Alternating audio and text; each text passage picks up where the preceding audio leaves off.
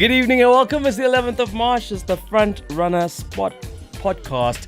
And I'm joined here by Mazola, Veli, John T, the usual panel, as we run our fingers through what's been happening as far as local soccer is concerned. And I mean, we alluded to this last week. We've been speaking about it as far as this very crucial match against Libya. And finally, Stuart Baxter has announced his squad. And yeah, I mean, it's interesting. We got some players who maybe raised a couple of eyebrows, but gents, you were at the presser. Maybe let's start there. Some of the highlights around the selection. Are you surprised much by what you got, or was it to be expected? Yeah, I don't think, for me, there were no shock omissions, or, I wouldn't even go as far as surprise inclusions, I think maybe some people might be surprised to see Rivaldo Cotier there, but I had even written an article a few days earlier before the squad was announced that he was among my 5 players that I picked that possibly the coach cannot ignore, because especially with the centre back pairing of Tyson and Buhle Mkhwanazi not doing so well at Bidvest, so it made sense to possibly have another defender that you could pair up maybe with someone else, or with the captain Tyson, to try and be a bit more solid. So overall, I don't really think there were surprises. I think we'll get to the Kermit Erasmus debate as well, because he was among the 5 players that I thought he would pick. Maybe the surprise inclusion maybe is Bruce Vuma in goal, but the coach made it clear that he's picked him only as a third choice, and just to develop him. I don't really know if it coincides with him having had a good game for Chiefs, but I suppose he would have made his decision by then. Right. It's not like he came in on Monday night and decided Bruce is going to be my third choice. But right. I thought Wayne Sandilands, with his experience in international football, would have possibly come in as a third choice goalkeeper. But I have no qualms about, because we've always known that it's either going to be Darren Keat or Ronwen William for the number 1 spot, with Itukune not available. And it's also one game. So I guess he's just coming there to kind of soak it all up. Exactly, because he'd picked him before, I think last year or the year before, in the COSAFA Cup squad. Bruce was there among the goalkeepers, and I think he's worked with him during that time, and he can see, and everybody's talking about it. I mean, even Ernst Middendorp, after the game against Maritzburg, he was talking about how in 2 or 3 years Bruce could definitely be the Kaizer Chiefs number 1, and he definitely looked more assured and more confident than even the current first choice Daniel Akpe in that game against Maritzburg, which probably means he's going to play again on Friday night against SuperSport, because they're getting him ready for the Cape Town City Nedbank Cup quarterfinal match. Okay, I mean, from your side, really looking at, maybe this was surprising to me. 2 players who last played in September, in Bongani Zungu and Keegan Dolly, coming back into the fold on their day, world-class players, hence they're in their position that they're in at their respective clubs. But the thinking it's suggested is that they will be assessed, they are clinically fit, but is that not 2 spots maybe not being used to the best advantage by the coach? Look, 2 very good players, especially Bongani Zungu in the national team setup. But given the magnitude of the game that we're going to, and when you look at that, Zungu has not played competitive football, as you've just said, since September last year. No amount of training matches he's been playing that is not competitive can really go into question, because this is a crucial game that we're going into. And you already have Femen back, you have Mabunda is still in the same squad, you have Kekana, so why bring back Zungu, during this time, especially when he's not been playing? Because the principle has always been that you're going to pick fit players for the national team.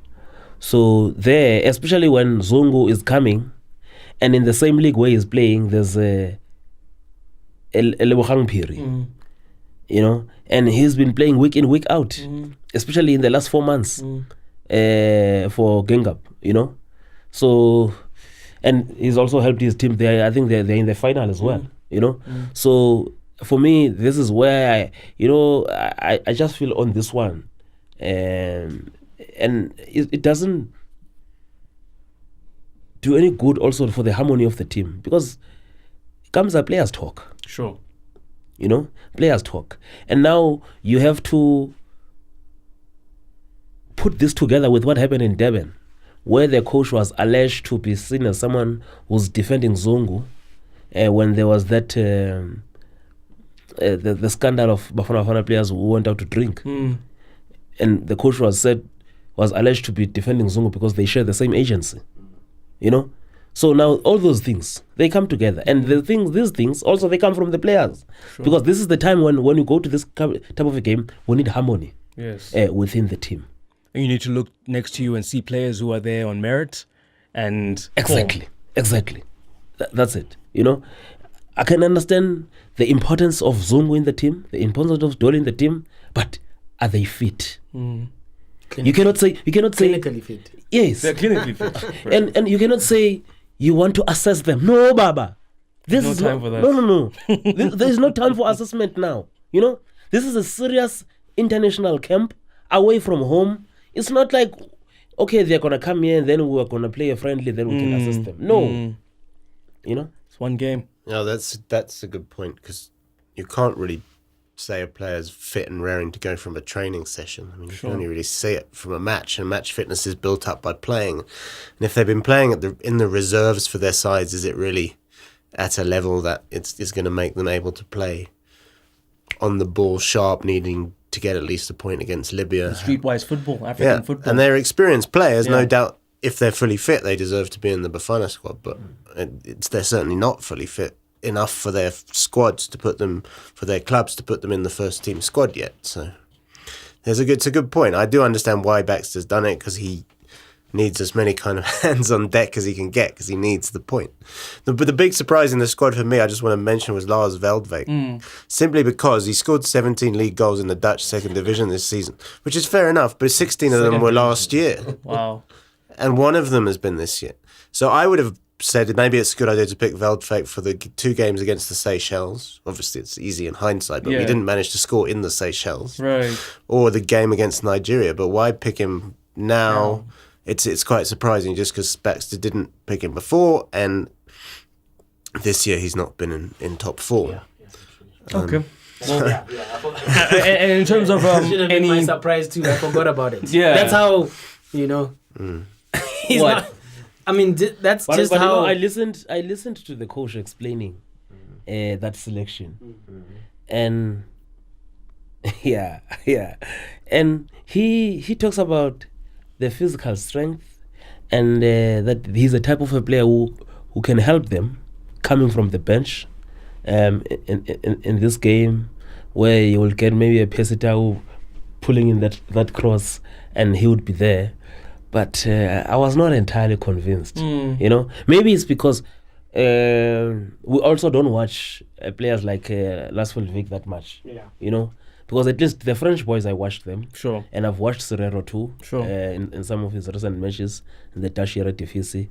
But I still remember Lasvel Vic vividly when he came here. I watched the training sessions. I watched the games.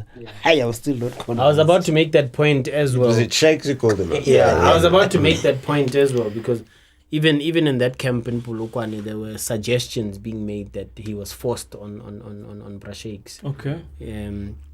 And I think his father was always there around the his camp. father was always there as well to watch, to cheer him on and whatever.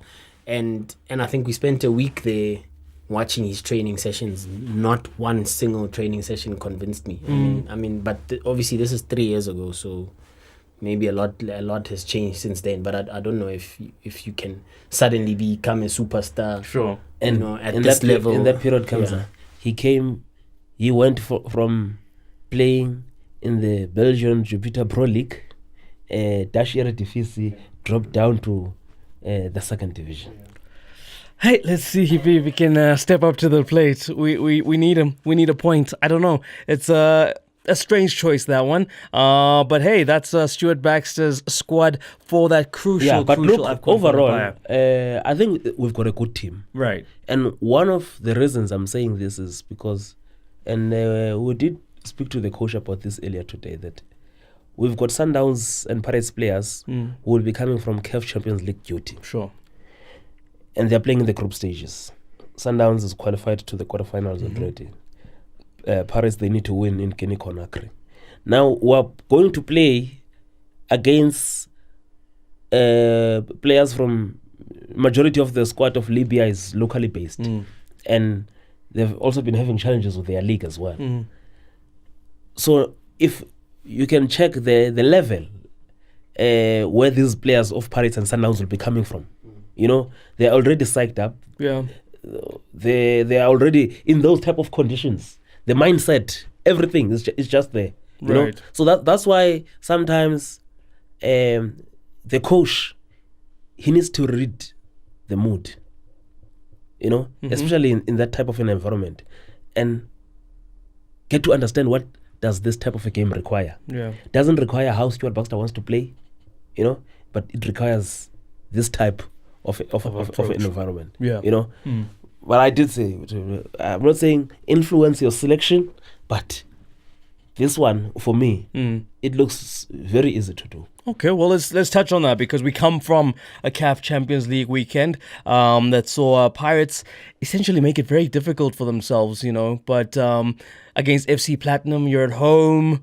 The individual errors of Alfred Ndengane on the day, I'm sure he'll not want to look back at that match. But, you know, fortunately for him, you have teammates who were able to kind of take the game by the scruff of its neck and save it in the second half. But it could have been a completely different and more straightforward job had they done things the right way this weekend. They failed to do it. Yeah, I mean, they got themselves a point, but they still need now to win in Conakry, which is never easy. It's never easy to win away in the Champions League. I mean, Sundowns have shown the right way to sort of qualify, I guess, if you like, this year. They've won all their home games, and so now they're there. They're in the last 8, whereas Pirates have kind of slipped up at home, and so they now have to win their last game. At least, I think for their benefit, there's no permutations. There's none of that. They've just got to go out. They've got to win the game, and then they're through. There's no getting out the calculators or anything like that.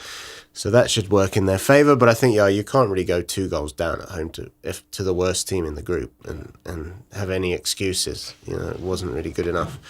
Hopefully they'll learn from that. I mean, Sundowns have really set the bar, and Pirates are sort of a bit behind them now, I think. But at least they're certainly taking the competition seriously, and I think maybe they'll learn from this experience if they don't make it. But they've got a chance of winning. I mean, they beat the Haroya 3-0 at home in the home game, and so they've got a bit of a psychological advantage there. I think Haroya have set it up so they're playing them at like 3 p.m, presumably in the steaming sort of Guinean heat, to try and make it as difficult as possible. It will be 1 p.m. there. So it'll be tricky. But yeah, Pirates also have players in their squad who are experienced, and you know they've got the ability to win the game, but they've really made it very, very hard for themselves. How is it that Haroya have been able to pick that? I'm not sure if they did pick it. Yeah, maybe CAF picked it, and I'm from what I understand, theorizing. CAF have set the times for the Champions League. Okay. In South African times, it will be 3 p.m, 6 p.m, and 9 p.m. Okay. So how would they have picked a 1 p.m. kickoff? Well, I mean, obviously it gets confusing when you. Well, it's time difference. Yeah, with time differences. What? Yeah. I think maybe it's 3 p.m. Guinean time. Maybe. I think it probably would make sense if it's 5 p.m. here. But West Africa, we're 2 hours ahead of West Africa, right? I think so. Yeah. So that's why we say maybe it's 3 p.m. 3 p.m. there. Anyway, that was a side. Anyway, no, they probably. I'm probably being a conspiracy theorist, which I'm good at. So. Okay. But you know, the big thing for me, I think, was just these Pirates coaches and fiddling with systems. And you know, when you need to get the job done, sometimes this whole game model thing, I mean, you can't be 2-0 behind and still building from the back. And you know, I mean, really, guys, you know, what are we doing here? You know, I mean, as John T mentioned it, having to come from behind in your own turf against the worst team in your the group. You know, now you okay, I understand in the previous couple of games building up to that they were already playing a back three. Sure. But Maela was the left-footed centre back. Right. Why not play him there and come up with another solution? Now you bring back Marcelo, who's probably mentally not ready for this because he has not played in nearly 2 months. Last game I think was on the 5th of January against Highlands Park. He's been sitting on the bench or in the stands since that time. Then you bring him on in a must-win game, high-pressure situation, 20-year-old, not used to necessarily these CAF Champions League type of games. Sure. What do you expect, you know? Where's the balance though? Because Vili, you like to talk about Micho's streetwise approach to these games, and then you're having the tactical approach of the bench or the influence of his assistants. I mean, who won at the weekend? You know, interestingly, on Friday, on Thursday, during match day -1, we had asked the coach, I had asked him about, because I've seen his Ugandan team that went on to play in the AFCON for the first time in 39 years.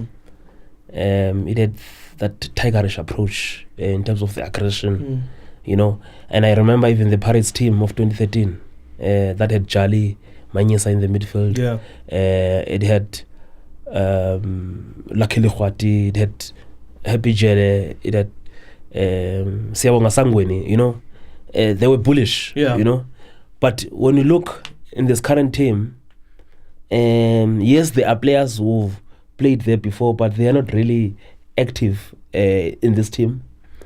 You can only count Jali in this team, and then others like Shuz Mbegile was not even playing on the day. I was really surprised because Pirates, even that day, they took Happy Jele to the right back, you know. And I felt he had been forming a good combination with Ndengane or even with Munetsi. And I would have preferred Munetsi because these are the type of conditions that also suits him as well. Sure. His countrymen. This is also his countrymen as well, you know. I just felt that, like Mazwala, you know, sometimes the tinkering that Pirates does, because, you know, we've learned from Sundowns. Sundowns, there are days where, depending on the type of opposition, you will see them moving away from their traditional football that they play, you know, and play for the result. Sure. Especially on the road.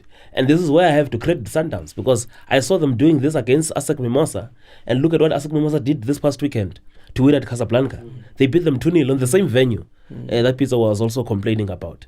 And for me, also the issue of, you see, when you're playing at home, this competition, it has taught us that at least pick up 7 points at home. Out of the 3 matches, pick up 7 points if you're not going to get the full 9 points. Sundowns has got their full 9 points plus a point away. They've already qualified. You understand? They're on 10 points. So the home record of Pirates in this competition has not been good enough for me. And I'm worried because where they are going, that team is unbeaten at home in 20 matches in CAF Champions League and CAF Confed matches. Horoya. And Paris doesn't just need a draw. They don't need a draw. They need a win. They need a win, yeah. So it's a tall order. It's a tall order.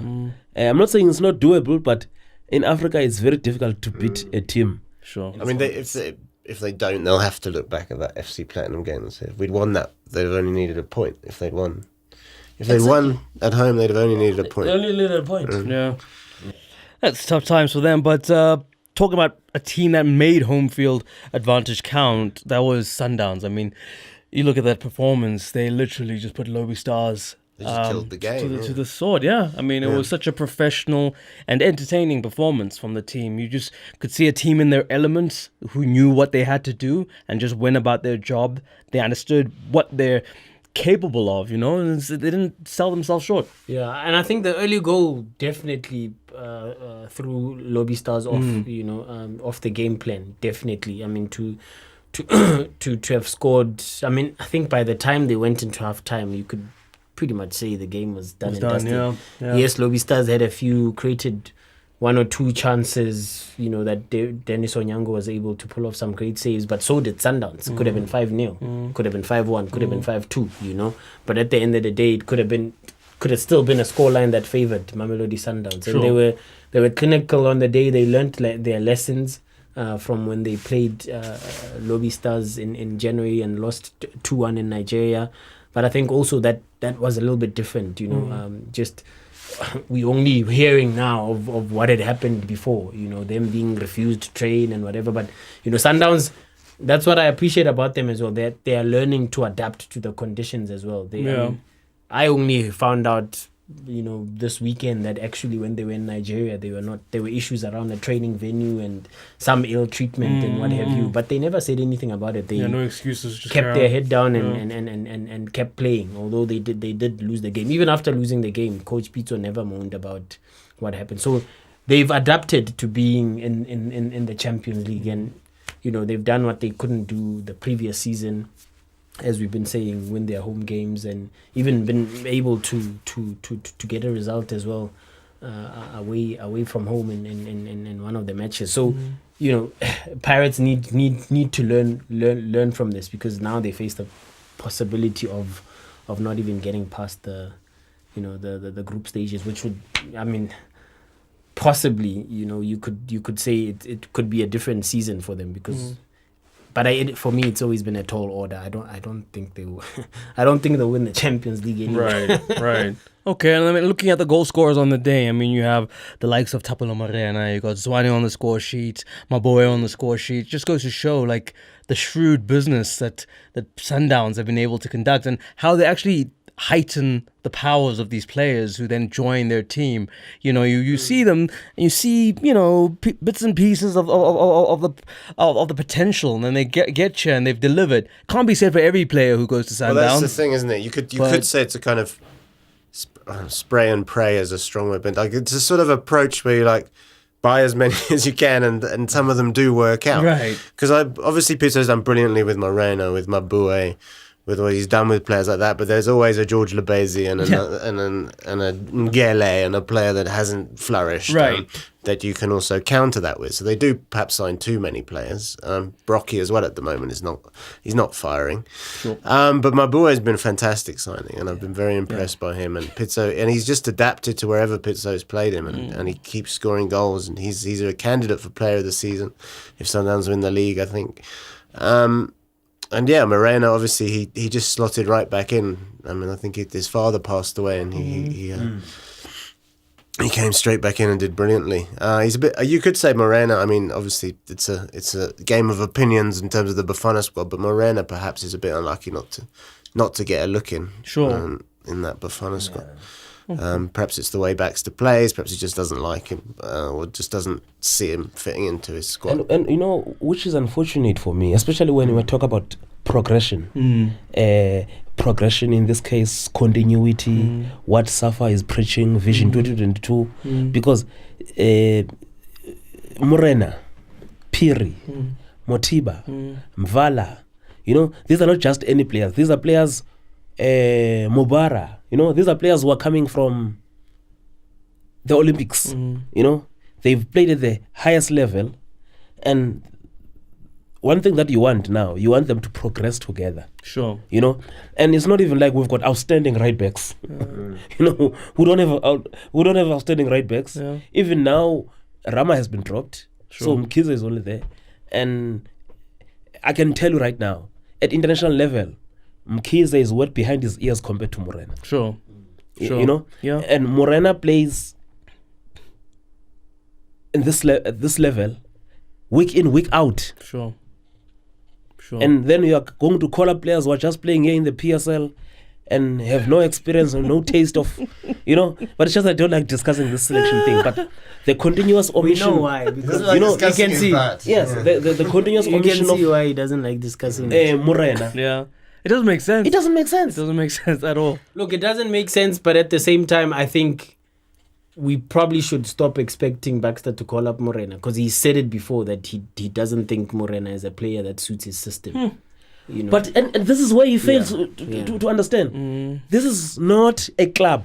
Yes. This is the national team. Exactly. You understand? You use your best resources The to best get the resources. results. Yes. And a player might not fit your style, But that's why you are a group in the team. This is not a club where you buy certain players who fit your style. Hello, Sure. you want the best talent in the country. Sure. No, I agree. Hey, okay, let's draw a line under that. We've got a question that's coming off Twitter, just to calm things down. Gents, your pick for goalkeeper of the season. Yeah. Goalkeeper of the season. You know, we had someone write into my newspaper today saying that maybe they should scrap the award because there hasn't been a goalkeeper good enough. That was a genuine opinion we got today. But That's a tough one. I'm scratching my head, because Pirates top of the log. They've been chopping and changing Their goalkeepers. keeper, They've yeah. had 3 goalkeepers claim the number 1 spot in the season not even over yet. Yeah. You've had Mamelodi Sundowns. Dennis Onyango has been injured quite a lot, so he's shared the load with Berayat Peterse and Kennedy Mwene. Darren Keith's been awful. Löwenberg inconsistent. Löwenberg's been inconsistent, and he's also conceded. He's among the Ronwen Williams. that have conceded the most number of goals. Ronwen Supersport started poorly, but he's been consistently the number 1. And I think, I'm not sure, but if we check, he probably has the most number of clean sheets. Yeah, in fact, I think him and Patrick Tingya, they're on 10 clean sheets. Tingham's a good one as well. Yes. He's done really well. So they've produced the most number of clean sheets. They're on 10 clean sheets. Yeah. And I think SuperSport in the league, they've got the second best defensive record after Sundowns. They've conceded 20 goals. Sundowns conceded 17. So that also... I mean, I've seen matches. There was this game, not this past weekend, the SuperSport game against a cheaper. Yeah. And you look at the saves. He makes big saves, that boy, Ronwen Williams. Yeah. In fact, I will not be surprised. If he's the one who starts, eh? Yeah, if he In starts. Libya. Especially if you consider just how poor Darren's been. Yeah. Well, which, I mean, not to dwell on it, but you just think about the Wits inclusion in the national team, and you just think to yourself, looking at recent matches, Yeah, there's definitely an 2019. argument there. Yeah, I mean, It's the like- problem is I can understand Baxter's perspective. He doesn't just want to break up his entire defence. Of And then you course go not, into a of game course with not. a whole new defence. Gavin also plays Klatschwayo a lot at right back. And And also, if you I'm don't sure call Baxter those, will restore him to centre back. if you don't call those best players, who are you going to call? Yeah. Especially at centre back. Sure. Okay. No, fair enough. Okay, let's move on to the ABSA Premiership this past weekend. Kaizer Chiefs picking up 3 points, won goal this time around, which, when you talk about a club and maybe their resources are stretched, it starts bringing into question why then did they go out and spend money on something they didn't need when they have a player now doing the job, and then come the end of the season where you'll hear excuses about not being the resources to go and do all the shoring up that needs to be shored up. Case in point, Akpe, no? He comes in. I mean, Ernst tried to play that down after the game that, there's no goalkeeper crisis at Kaizer Chiefs, which we all know there is. I mean, they bought Daniel Akpe for a reason. Yeah. But he says he was Daniel's cup tied, can't play in the Nedbank Cup, so you can't. And I understand his reasoning. You can't just throw Vuma into the deep end, especially that's really. I mean, if you realistically, that is the only cup you probably gonna go for this season. So you don't want to take a chance by bringing in a player that's completely lacks match fitness.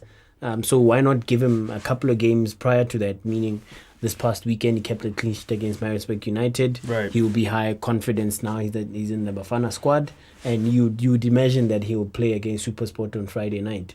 But for me, one of the big arguments or the points that I made when I saw the Chiefs lineup was that it's embarrassing for Kaizer Chiefs. Let's be honest, it's embarrassing that a club of that magnitude has gone out to try and find a replacement, which subsequently it appears he's not good enough because he can't. He's now sitting on the bench.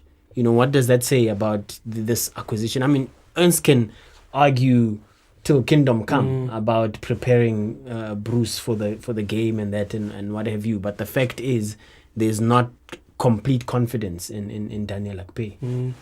Okay, well, I mean, that seems to be the case. And looking at that with the likes of Dumisani Zuma, once again, a player who seems to be enjoying the confidence of the coach and repaying it with a crucial contribution to the cause.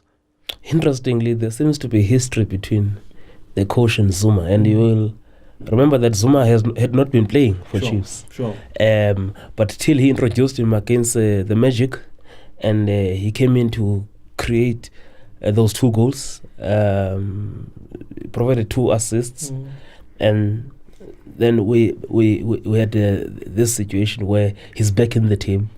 And if you recall the time when Chiefs, when Kamabiliat won the Player of the Month, I think it was in October, and Solinas was the Coach of the Month, they had this combination of Jangase behind them, and there was Billiard, Castro, and Zuma, and it looked like a very good attack that Chiefs had at that time. So I was a little bit surprised when Mirandop came. And interestingly, because Mirandop is the same coach who had accepted this boy, Zuma, took him as an amateur, took him for trials at Celtic and brought him into the PSL.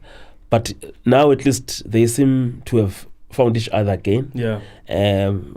On his day. And we've seen, this is another boy who's got Olympic experience and under 20 experience. On his day, a very good player. Zungu, you saw how he took that chance. I know a typical PSL player could have missed that ball, but the Keller, the way he took it there, So no, I agree with you. I think these are the type. If you want Billiard to perform, these are the type of players that you need to surround him with, around him. Okay. I'm not sure because it doesn't look like because I saw XTN was on the stands. Let's talk about Maritzburg, Jonty. The games are running out. I mean, 7 to go now, and they play Sundowns tomorrow. Yeah, it doesn't get any easier. No, it doesn't. But I think they've won a couple of games under Tinkler. It's a fight for them. You can't really blame Tinkler. He came into a very difficult situation. You'd expect them on any given day to probably lose away to Kaiser Chiefs. So, but they need desperately to get points to survive. I think they've got a target, perhaps not tomorrow night's games, but the games after that to get their points. Although, in this league, it's so inconsistent that they could beat Sundowns. I mean, I'm never going to gamble on this league. Yeah. I'm telling you, because 1 week. I mean, these are the kind of games. One week a team wins. Now Chiefs Chiefs are only 5 points off the top. I've been telling everyone I can speak to that Chiefs have no chance. Now they're 5 points off the top of the league, and it's like. Polokwane City could win the league. Polokwane City could win the league. In fact, if you remember, in a corresponding fixture last season, Sundowns lost this fixture. Yeah, they lost it. They just lost to Cape Town City. You remember that howler from Onyango? Yes. But this was a different Maritzburg. Yeah, it was Right. different. I do think the fact that Sundowns don't really have to worry too much about the Champions League on the weekend should focus their minds only on tomorrow night's game. Right. Because the balance is difficult to find. Although if any team can do it, Sundowns can.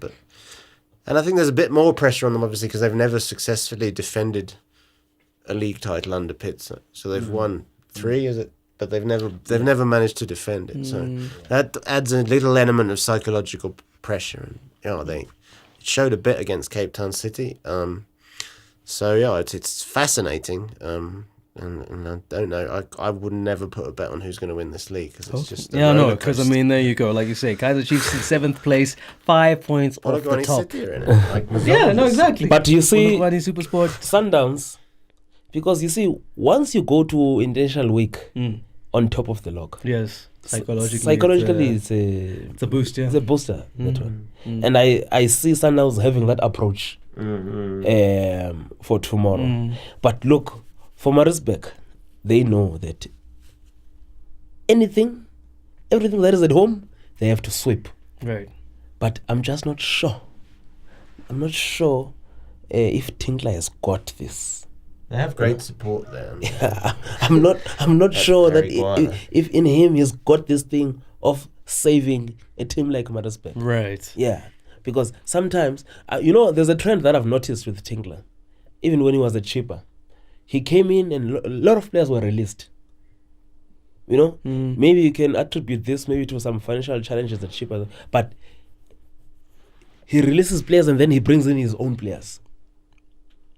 And this is something that I've also seen at Maritzburg. And if we were to check those teams that are battling relegation, their squads compared to Maritzburg has got a better squad.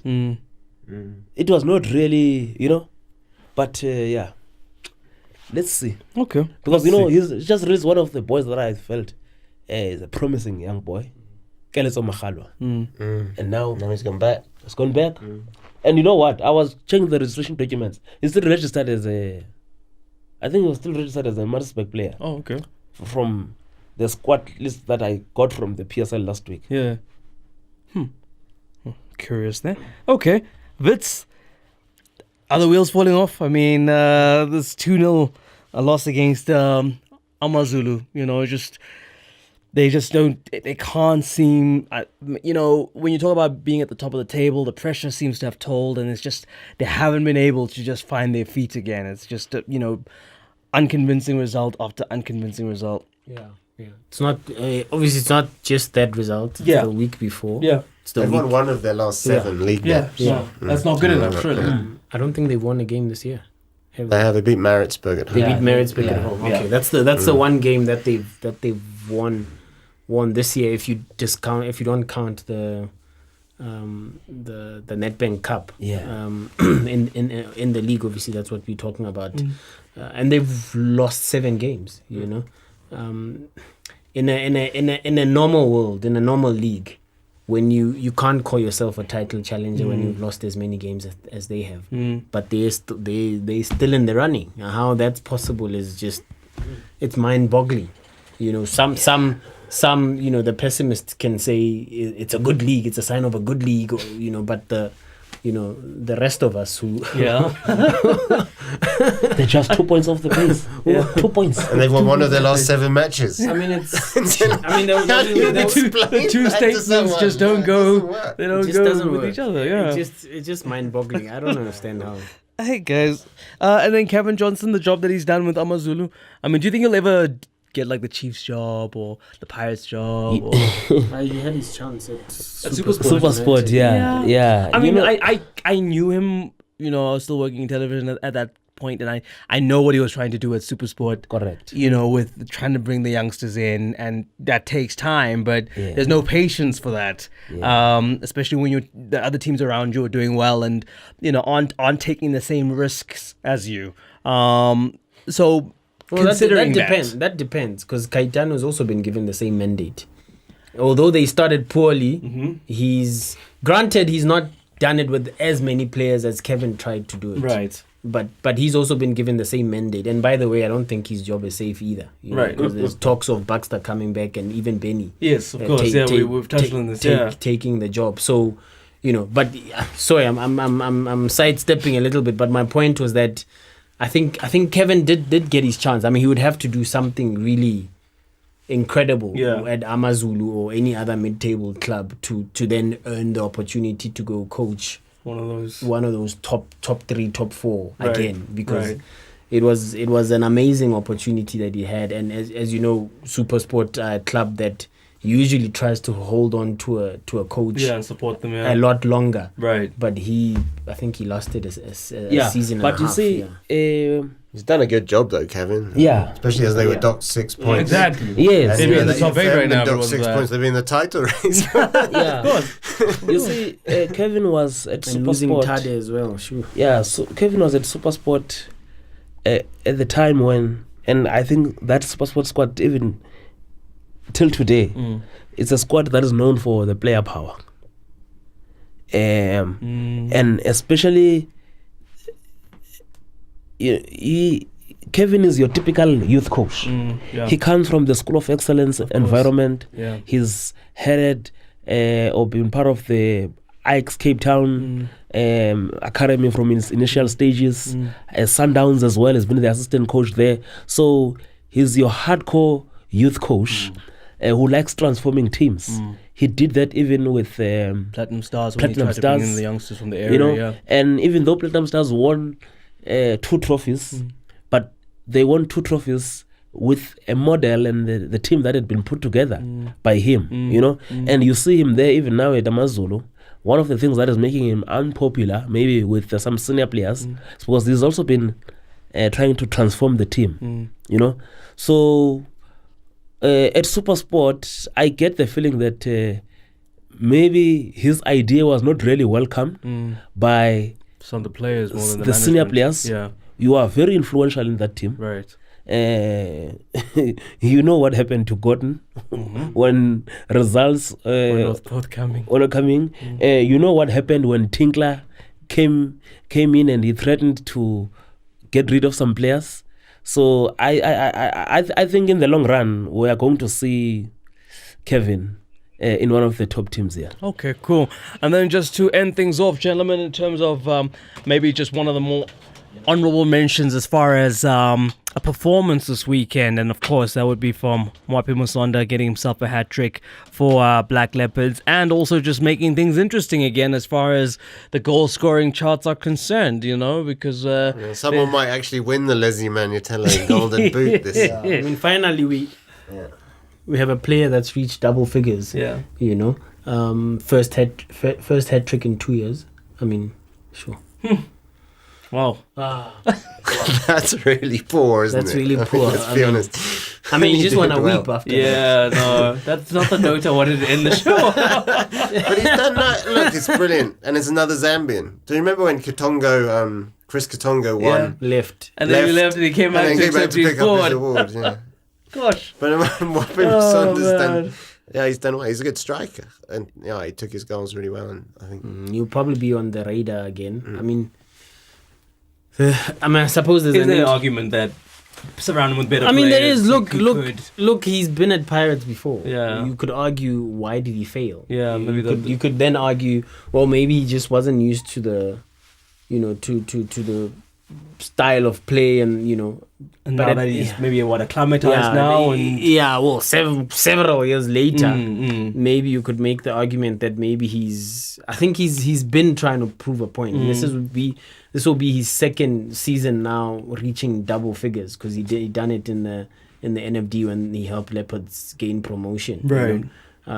So it would be interesting. I mean, I have no doubt that the big teams are gonna now be looking at getting him Chiefs, maybe not Sundowns, but you never know. You never know. Maybe Pirates again, who already have 2 Zambian strikers who blowing hot and cold, but you can see the quality is there. Right. And maybe even Super Sword or Vets, whatever. Yeah. But Leopards might struggle to hold on to him. But from what I understand, I think he's got one more year, possibly with an option to extend. So they might try to boost him with that, to say, look, here's your reward. And I think also for his sake, unless he depends which team that comes knocking. calling, yeah. I mean, because you want to go somewhere where you're going to be playing. I mean, if Chiefs come calling, He's I think gonna it start, kind of huh? makes sense. Yeah, He'll probably be their priority, or he'll be their number one leading man, But if he goes to another team, then The you Sundowns, wonder. he might not get. he there might are just also so disappear. many stories of players doing well at a so-called smaller club, Yeah, and getting signed by one of the big boys, and then nothing. not managing it. Yeah. There's just so many. Yeah. It's like he doesn't want to. Maybe he's better off staying at Leopards at some level, and Maybe, but maybe it's just a relationship that works. Yeah. and then let's see. He might think differently. he might. No, he might. When he sees the salary Yeah. offered to him, he Yeah, might- exactly, He exactly. sees the zeros there. Yeah, might change his mind. Yeah. Okay, well, there we go, gentlemen. I think, that's a good enough wrap as far as some of the big results coming out of the weekend are concerned. Of course, we'll be looking ahead to some of the fixtures that are coming up later in the week. We already spoke about Sundowns in action against Maritzburg United. And, I guess we'll have much to reflect on maybe next week, Monday. But thank you so much, Mazola, Veli, John T. From myself, Kamzambata. Thank you so much for tuning into the Front Runner Sport Podcast. We'll join you in a week's time. Until then, take care.